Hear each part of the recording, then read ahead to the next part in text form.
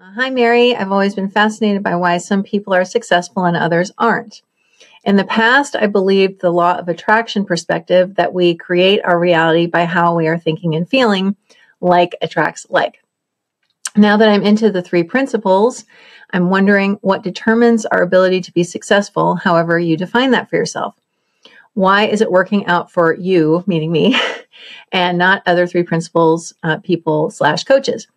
How do we call in our success?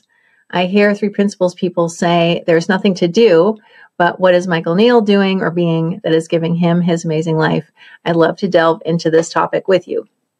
So I'm going to preface my response by saying that this is not the be-all, end-all answer, and I would love to continue this conversation. And in fact, it's really the basis of everything that I'm doing professionally, is that I am attempting to help people to connect with what it is that they really want to be doing with their time.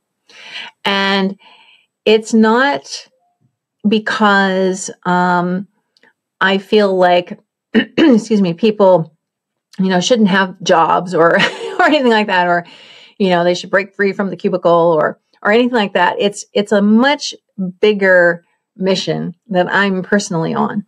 And my personal mission has to do with the fact that when people are listening to and responding to the inspiration that they hear within themselves, what they bring out into the world, what is created through them, is a way in for other people to feel the connection that is present within us at all times to, in three principles, speak mind.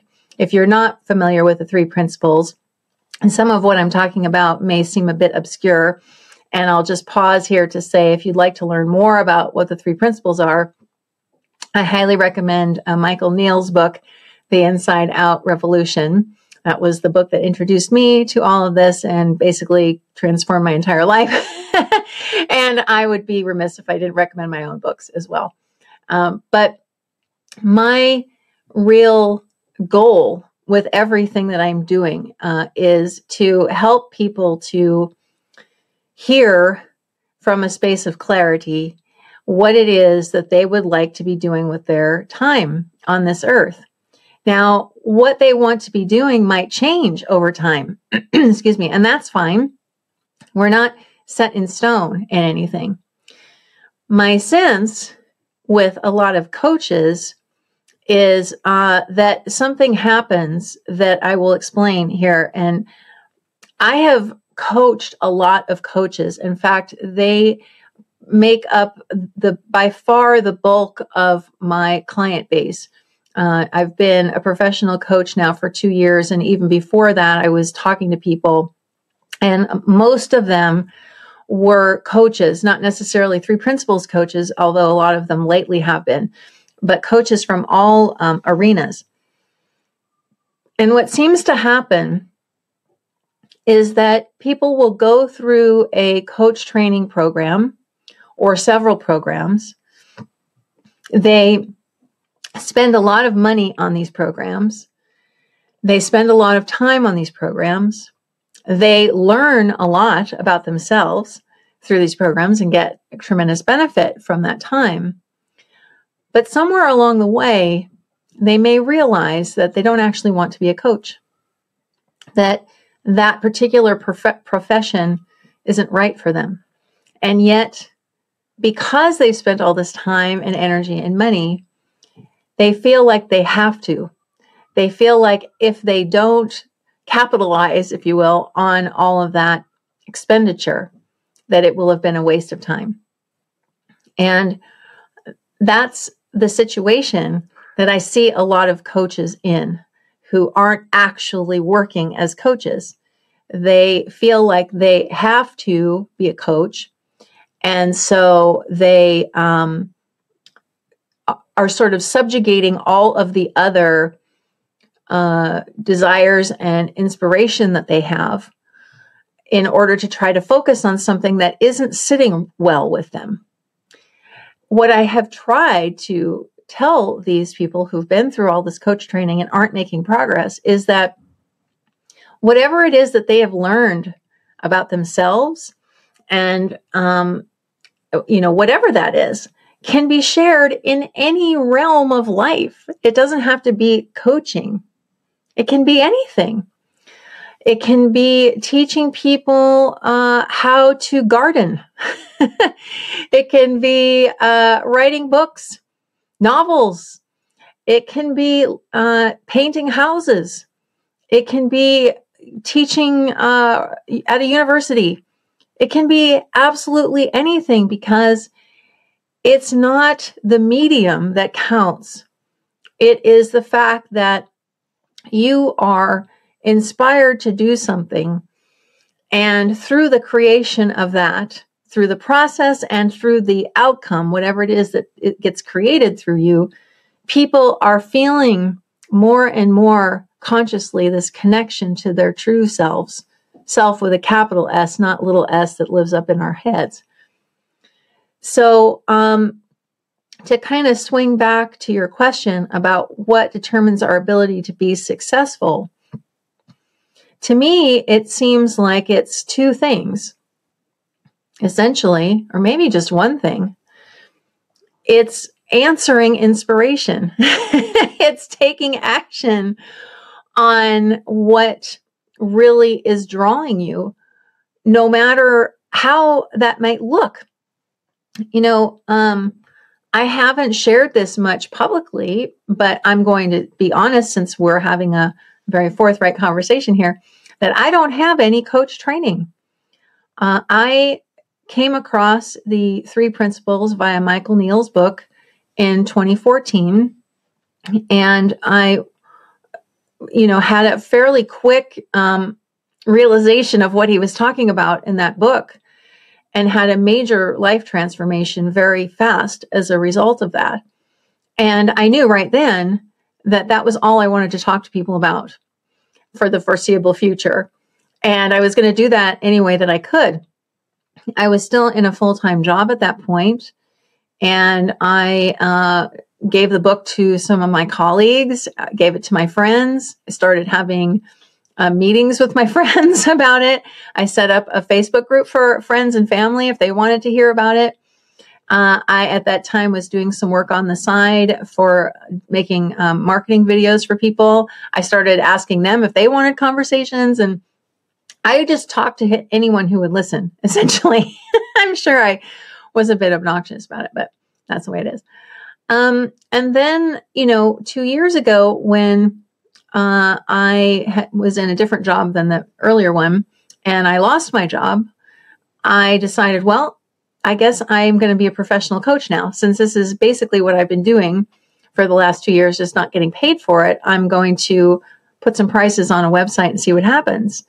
And it was because I didn't have anything on it. That phrase is used a lot, but to me, it is just crucial to get that when you can ignore, and I say ignore because you can't stop these thoughts from coming in. It's not possible. But if you can ignore any sort of expectation type thinking, it really allows you to tap into all this freedom that you already have intrinsically. I had no expectations at all about any of it. I didn't know what was going to happen. I didn't know if I would completely bomb. I had no idea. I didn't know that the books would be popular. No idea about that. I did it because somebody asked me to put one of my free PDFs on Amazon. Thank you, Dorothy. And the rest is history, as they say. And it all came because I was listening to, and if there is a second piece, it's acting upon inspiration. It really, really helps to know, and this is where the 3 principles understanding has been invaluable to me, is not even a big enough word. It really helps to know that there is nothing riding on anything ever. And I'll give you an example. Some people have heard this example. So when I left my full-time job, I went to work for a startup, and I was doing sales for them. I had never done sales in my life. and we were selling big ticket items. They started at $10,000 and went up to 25 or 35,000. I can't remember. I wasn't keeping track of how many sales I made. I wasn't getting paid on commission or anything. And at the first quarterly meeting we had after I got hired, the CEO at that time and the co-founder came to me and said, you know, you've made a lot of sales in this first quarter. You've made twice as many as the other salesperson who happened to be an experienced salesperson. Excuse me. There's a lot of dust in my apartment from this construction. It's kind of getting to my throat. Hang on one sec.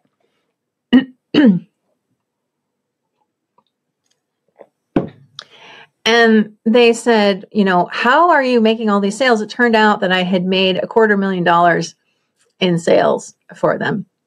And the other salesman had done about 150 or 140, something like that. And I said, well, I know it doesn't matter if I make the sale. There's nothing riding on it. And they said, what do you mean there's nothing riding on it? I mean, if you don't do well, you can lose your job. And I said, well, that's okay. I'll go find something else to do. And ironic, right, that they let me go a few months later, but that was for a whole different reason. Basically, I called them on the carpet for something they were doing that was unethical, not to mention against the law, and they didn't like hearing that. But in any case, that was a good lesson to me that when you really know without even having to trust it or anything, that you don't need anything, that you already have everything, that all your needs have always been met and will always be met. It makes it a lot easier to act from inspiration, to act from this innate courage and fearlessness that we all have within us when you are listening to something that is calling to your heart, instead of listening to a bunch of old stale thinking that says what you should do or what you have to do now because you spent all this money on coach training and you have to go that way. You are much more likely to be successful, however you want to, define that for yourself, by doing what you want to do instead of doing what you think you have to do or you should do. I've learned that lesson too, that when I was in these jobs, especially not the sales one, but the one before that I was in for a number of years, that I really didn't like at all. There was nothing inspirational about it at all. Didn't use my skills and abilities. I wasn't able to exercise leadership there. I was constantly being told what to do and when and all that stuff. When I broke free of that, well, it's no surprise that I've been able to make a lot more impact, first of all, and a lot more money, second of all, because I'm tapping into this infinite and infinitely generous well of creativity, of new ideas. I think I did a video recently, and I do another one. 99.9% of the work is already done for you. It's already done for you. You have inspiration, you have intuition, you have creativity, you have courage, you have fearlessness, you have everything at your fingertips right now. If you don't like a specific idea, another one will come along in a minute. The only piece that is yours to do is to take one tiny step. If you take one tiny step, it's like the river comes and says, oh, great, here, we'll push you a whole bunch of miles down the road. And then you can take another little step and then we'll push you some more. So I guess what I would say to kind of wrap this up for now, and I, of course, am totally open to continuing this conversation because, as you can tell, I am really passionate about it, is that if you feel like you're in the wrong profession, if you feel like you're not doing the thing that you really want to be doing, it's okay to stop. You have permission to stop and to do something else. Even if you're not sure what the something else is just yet, if you can just give yourself some rest from all the tired, old, buzzy thinking, the thing that you will do next will start to become obvious. At least a step will. And we only know what this first step is in front of us. We can't see down the road. We don't have the ability to predict the future.